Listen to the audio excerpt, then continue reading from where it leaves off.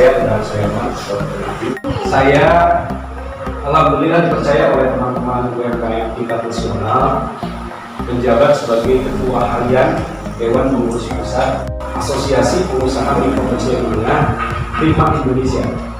Ini organisasi yang sudah berbadan hukum, kedudukannya di Jakarta, Bapak-Ibu sekalian, dan sekarang sudah memiliki 26 pengurus di tingkat provinsi. Jadi berarti sudah ada 26 provinsi yang terbentuk termasuk Banten, dan 67 pengurus cabang kabupaten kota se-Indonesia. Jadi saudara-saudara kita ini sudah banyak. Kalau DPK atau kecamatan itu hitungannya sudah di atas 100, dan ini akan terus berkembang. Asosiasi ini akan dibentuk pengurusannya. Termasuk hadir hari ini, alhamdulillah yang saya hormati, Bupatinya PMKM Prima Indonesia Kabupaten Serang. Nah ini Bapak Marga, beliau ini adalah Ketua Dewan Pengurus Cabang PMKM Prima Indonesia Kabupaten Serang. Luas wilayahnya lumayan ya, 29 kecamatan, 320 desa. Beliau ini levelnya masih level bupati. Kemudian hadir juga Bapak Dede Tarmidi, beliau adalah Ketua Cabang Koperasi Produsen Indonesia Prima Sejahtera, atau disingkat dengan Ketua Cabang Poin Prima. Berarti ini Pak Kancap ya, Kepala Cabang. Nah, Poin Prima ini saya jelaskan adalah badan hukum usahanya PMKM Prima Indonesia. Jadi kalau PMKM Prima Indonesia itu adalah asosiasinya ya, tugasnya apa? Tugasnya adalah melakukan pendataan, pendampingan, pelatihan, pemberdayaan UMKM, advokasi UMKM. Nah, sementara Poin Prima Sejahtera adalah koperasi sebagai badan hukum usaha yang didirikan oleh Asosiasi PMKM Prima Indonesia. Ini kira-kira seperti itu ya, supaya jelas. Nah, karena kami ini adalah mengelola, membina, membimbing para pelaku UMKM seluruh Indonesia, maka produk-produk UMKM yang memang memenuhi syarat berdasarkan hasil penilaian kami, itu kami angkat Pak menjadi satu komoditas produk yang bisa kita penetrasi pasarnya di seluruh Indonesia. Salah satu di antaranya adalah produk ini, Warcop ini, yang nanti akan saya sosialisasikan. Ini saya jelaskan ya secara kronologisnya seperti itu. Artinya produk ini memang produk miliknya UMKM Pak. Setelah kami lakukan evaluasi, kami lihat standarisasi, kemudian legalitas dan lain sebagainya, ini memenuhi syarat untuk disebarluaskan kepada warga masyarakat di seluruh Indonesia. Nah, kami sengaja Pak UMKM Poin Prima itu membangun komunikasi, koordinasi dan kolaborasi dengan berbagai pihak. Supaya apa? Supaya jaringan kita ini menjadi luas. Dan Pak Busron ini adalah salah satu penggiat di pendidikan non formal, yang dalam hal ini beliau masuk di jaringan PKBM Pak ya, Pusat Kegiatan Belajar Masyarakat. Nah, ini salah satu tempat pusat kegiatan belajar masyarakat. Jadi cocok kalau di sini ini memang sebagai dapur untuk lahirnya berbagai kegiatan inovasi tentang usaha. Karena kalau setahu saya PKBM itu memang ada kegiatan yang berbasis keterampilan Pak ya, melahirkan usaha-usaha baru. Nah, PMKM Prima Indonesia ini saya bilang tadi ada dua agendanya. Yang pertama itu memperkuat pelaku UMKM yang sudah ada. Yang kedua itu adalah menciptakan startup atau usaha baru. Nah, Warcop ini adalah dalam rangka menciptakan usaha baru. Nah, mudah-mudahan melalui jaringan Pak Busron ini di PKBM, karena ada istilah learning by doing, ya di PLC itu begitu ya. Learning to do, learning by doing, jadi belajar sambil melakukan. Mudah-mudahan ini belajarnya sambil praktek sehingga kita bisa menyerap secara nyata apa yang bisa kita lakukan. Dan PMKM serta Poin Prima ini juga banyak program yang lain. Nanti Pak Marga dan kawan-kawan di sesi yang lain mungkin akan sosialisasi terkait bagaimana pemanfaatan limbah minyak jelantah. Jadi selama ini minyak jelantah dibuang, disalurkan begitu saja, mencemari lingkungan. Nanti oleh Pak Marga dan kawan-kawan ini ditampung, dibeli mana Pak ya? Dibeli. Per liter berapa? 2.000 per liter kan masih lumayan kan? Itu tabungan lah itu. Sehingga kita bisa menjaga lingkungan sekaligus memperoleh pendapatan. Akan yang satu lagi konsentrasi di pengolahan sampah. Saya kira dengan kita bergabung akan banyak hal yang bisa kita lakukan. Bagaimana kita melindungi alam ini supaya lestari, juga kemudian sisa-sisa pengolahan limbah itu menjadi produktif. Usaha kemitraan zaman sekarang yang kami nilai memang cukup layak untuk dikembangkan. Hari ini saya ingin menyampaikan apa sih tentang warcot ini. Nah, ini kenapa warcot kepada Ibu? Ini karena dari sananya sudah begitu. Jadi lisensinya sudah namanya warcot. Hak paten, ya hak patennya artinya namanya warcot. Warcot itu adalah warung pencot. Sehingga pencot itu dalam bahasa yang ininya pengen nyoba terus ada gitu. Pencot itu. Nah, warcot ini Bapak dan Ibu, ini jaringan usahanya pola kemitraan. Jadi ketika kita bergerak di warcot ini bukan berdiri sendiri, tapi menjadi sebuah jaringan usaha yang satu sama lain ini saling melengkapi dan menguatkan. Nah, ini menciptakan dan mengembangkan startup seperti saya tadi bilang ya. Tujuannya itu adalah dalam suasana pandemi seperti ini sulit sekali bahkan pabrik-pabrik mem-PHK, yang mudah-mudahan hadirnya warcot ini sebagai alternatif lahan usaha baru bagi masyarakat.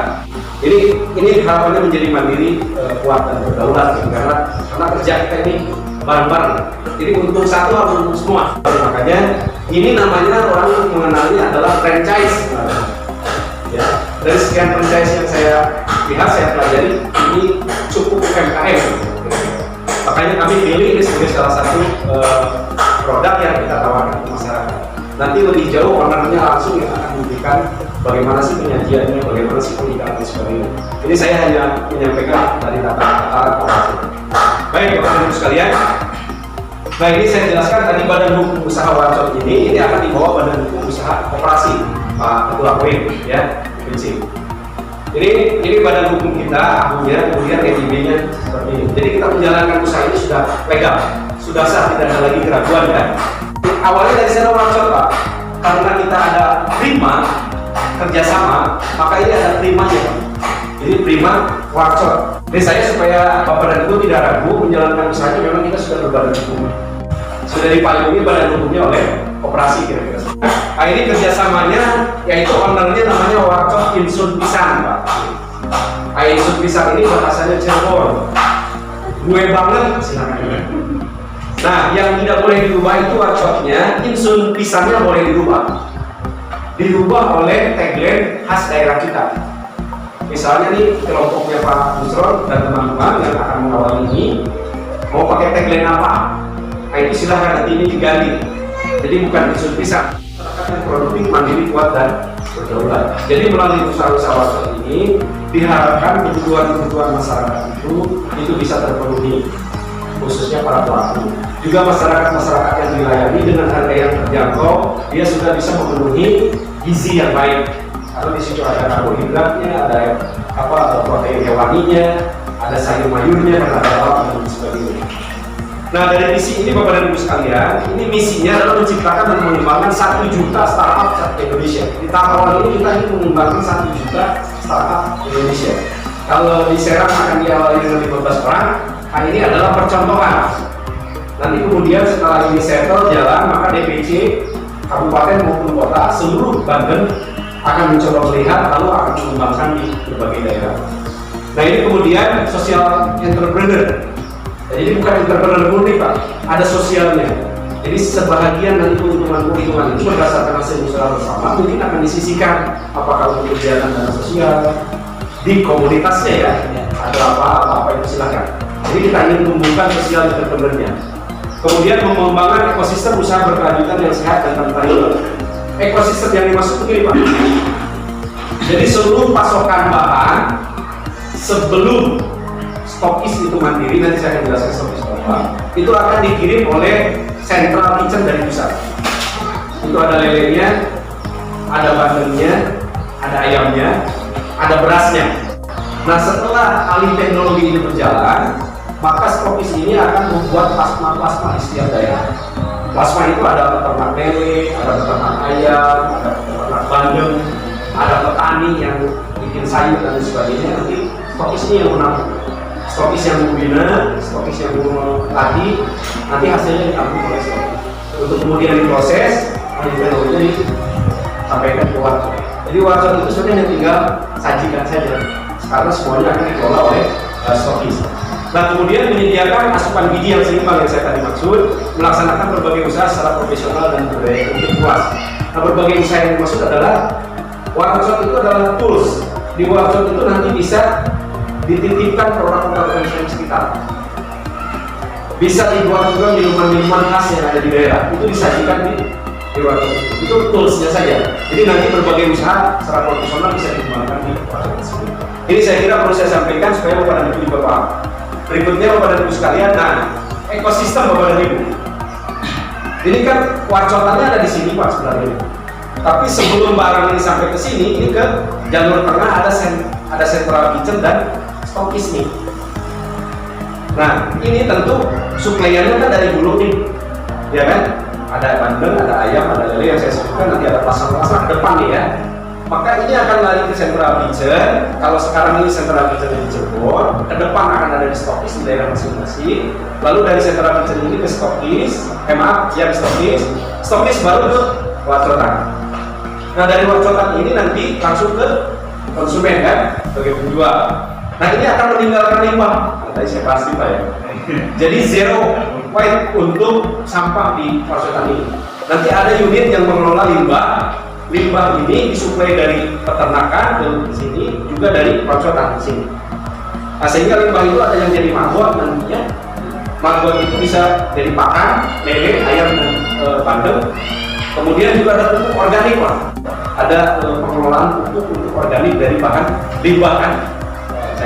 Nah sehingga pupuk ini akan kembali lagi nanti ke plasma, ke petani, dan inilah ekosistem yang kita terus bangun di dalam warcot. Jadi judulnya warcot satu ya, tapi pengembangan usahanya akan kita buat jaringan kemitraan yang banyak seperti ini.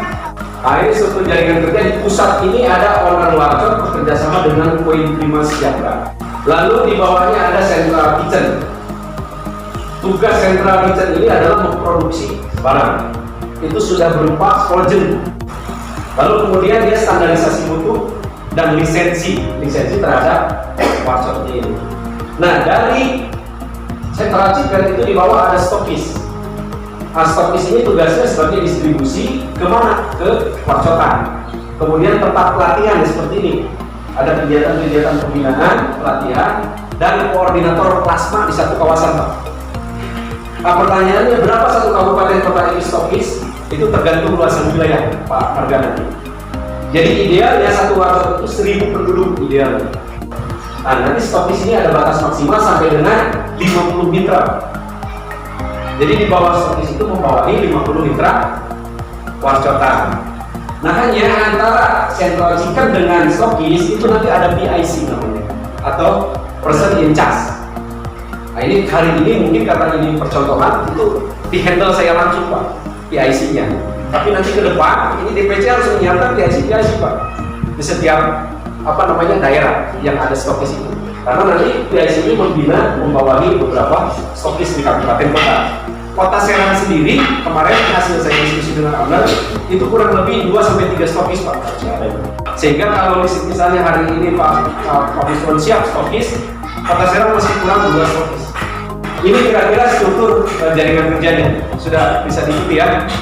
Jadi waktu tamu begitu menerima barang ya dari stokis itu tinggal buka, goreng, atau yang sudah bahan jadi. Sudah bahan jadi. Jadi modalnya tinggal kompor sama kulkas untuk menyimpan harus di freezer ya. Nah itu udah bisa langsung jual. Nanti saya gambarkan bagaimana bentuk-bentuk warcotan yang sudah ada sama ini. Baik, sampai sini kita bisa diikuti ya. Oke, saya lanjut. Nah ini jaringan usaha. Kalau tadi jaringan kerja, ini jaringan usaha. Ini 10.000 paket ini. Nanti ibu nanti ada jual minum, ada jual apa, jual produk UMKM di situ. Boleh, ya. Nah, ini diganti Pak nanti, ya. Ya. Kita ke atau apa? Tapi nggak apa-apa sih. Nanti di atasnya ada nama siapa nanti warungnya warung Mama Tila atau siapa gitu ya. Nah Pak, packaging projectnya begini Pak pada ini. Packaging projectnya ya. Lele itu per bungkus itu isinya 5 pack. Oh sudah kemasan ya? Sudah kemasan.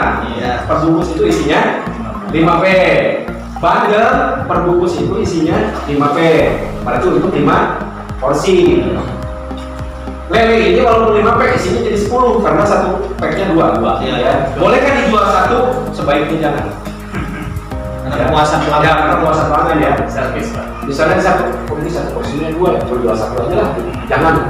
So, ada untung kok tadi 2.500 ya. Jadi tetap 2 aja. Ayam satu bungkusnya ada 10 pack. Sambal 25 pack. Maka minimal order dari warcotan ke stokis itu adalah 25 pack.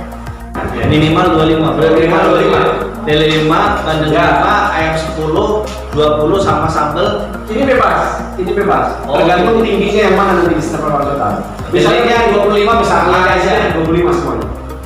Misalnya begini, oh daerah saya ini Bandung yang paling tinggi. Saya Bandung ambil 3 bungkus deh, berarti 15 kan isinya kan? Iya. Nah, tinggal 10 berarti plus ayam. Ayam itu berarti isinya 25. Nah, dengan adanya investasi 2 juta ini, Bapak dan Ibu sudah bisa jualan dengan atas nama branding ini, Warcot. Kelebihannya apa Pak? Kelebihannya Warcot itu di Serang belum ada. Harganya berapa? 10.000 pakai kemah ini. Murah gitu ya. 10.000 sekarang dapat apa ya kalau ini? Susah juga ya. Kan dengan pola kerjasama ini bisa ternyata. Lalu kemudian dari 2 juta itu dapat paket atau modal kerja selama 50 pack, berarti 50 porsi. Dan begitu daftar, itu bisa langsung jualan. Dengan modal kerja 50 pack dikasih, itu ada lele, ayam, bandeng, tergantung nanti kebutuhannya karena ada formulir ya. Kemudian berasnya 2,5 kilo. Kemudian ada mangkok takar. Jadi memang nasinya ditakar pakai mangkok. Sambal. Gitu ya. Sambal.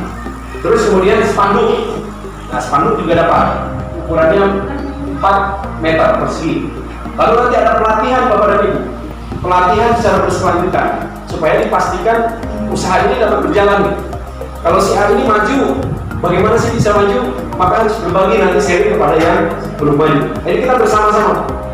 Oh ini kok jalannya lambat ya, di sini maju. Nah ini nanti kita coba elaborasi apa sih faktor-faktor yang menyebabkan ini kurang maju. Nah ini tugas stokis bersama aplikasi tadi nanti melakukan pembinaan terus-menerus. Lalu kaos, dapat kaos 1. Terus pelatihan digital marketing dan aplikasi pos. Nah ini kepada Ibu, kelebihan Warcot ini selain offline nanti juga akan dibantu dengan online ya. Makanya ini bisa jualan sebenarnya di mana saja, bisa di rumah, mungkin bisa di depan rumah, mungkin bisa dimanapun sesuai dengan yang dimiliki oleh Bapak dan Ibu sekalian. Nah melalui online itu nanti dilatih bagaimana memasarkan produk Warcot ya. Lalu kemudian ada styrofoam box untuk nampung itunya, 30 liter ukurannya, ini dapat. Dan harga tebus selanjutnya adalah 7.500. Nah, berarti kalau harga jual 10.000 ya, nebusnya ke stokis itu 7.500, ada keuntungan 2.500. Itu keuntungan jual karena segala sesuatunya sudah disiapkan dari stokis. Sambalnya sudah disiapkan tuh semuanya. Ya, berarti memang kita tidak bisa mengambil untung lebih dengan paket ini. Tapi pertanyaannya pantas kalau ditambah menunya bisa sangat mungkin. Itu namanya kreativitas ya. Misalnya begini, 10.000 itu isinya kalau lelenya 2 ekor. Ada nasi, ada lalap, sambal. Nah itu secara kaidah gizi itu sudah memenuhi syarat. Itu 10.000, itu namanya paket prima. Nggak bisa lebih harga segitu. Nggak boleh. Di mana-mana standar 10.000. Bagaimana Pak kalau mau jual 12.000 silakan. Tambah aja tempe goreng. Iya, mataku ya. Nah, mataku. Kreatif ya. Kreativitas ya. Itu kreativitas namanya. Karena upah dagangnya itu ya. Iya. Ada juga di Cirebon di sana ada yang namanya tagline-nya itu Warcot makannya swarge. Swarge maksudnya apa? Itu 15.000 dia jual.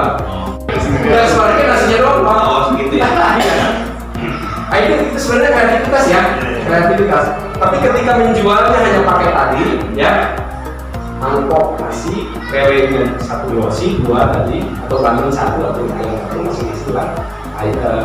Sambal, lalap itu 10.000. Nggak boleh lebih dari 10.000. Saya pengen 15.000 ya silakan. Berarti tempe, tahu, sayur asem sepasti.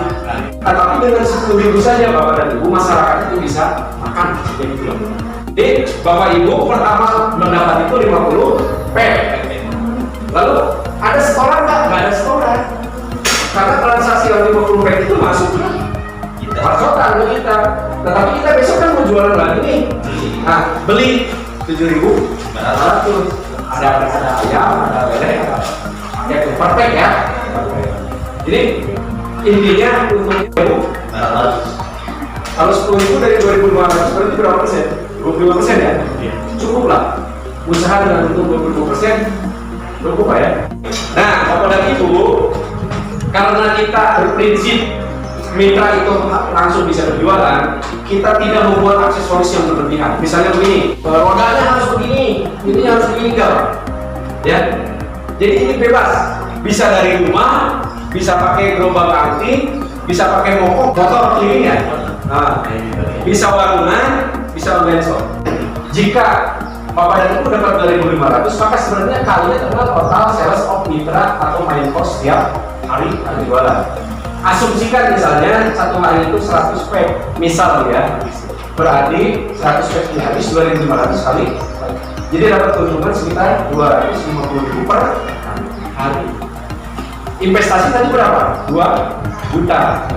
Nah, kalau ngitung BEP sebenarnya ya, break even point usaha nih pada titik 0, jual 800 pack itu sudah kembali murah. Nah, kalau satu hari jualnya 100 berarti 4 hari sudah kembali murah. Ya. Sebenarnya benar nggak? Iya. Iya kan? Belum lagi nanti Bapak dan Ibu, ini sama nih ada minuman. Ya, ini yang tidak terprediksi. Minuman. Ini total sales of mitra, misalnya ini minuman. Misalnya sini jual jus, jual air jeruk begitu. Nah di Cirebon ini contoh Pak, dia jual air jeruk satu gelas itu 2.000 satu gelas. Ternyata jeruknya itu hanya satu kan sebenarnya di keras. Jeruknya itu jatuhnya cuma 750 lah maksimal dengan airnya itu plus gula. Jadi keuntungan jual air jeruk hangat itu 1.050. Jadi kalau dia pesen wacot sama air jeruk sudah 12.000 tuh, udah bisa makan, bisa minum sehat. Keuntungannya berapa? 125.000 kalau P. Maka Bapak dan Ibu sekalian, total pendapatannya itu menjadi 375.000 per hari ya.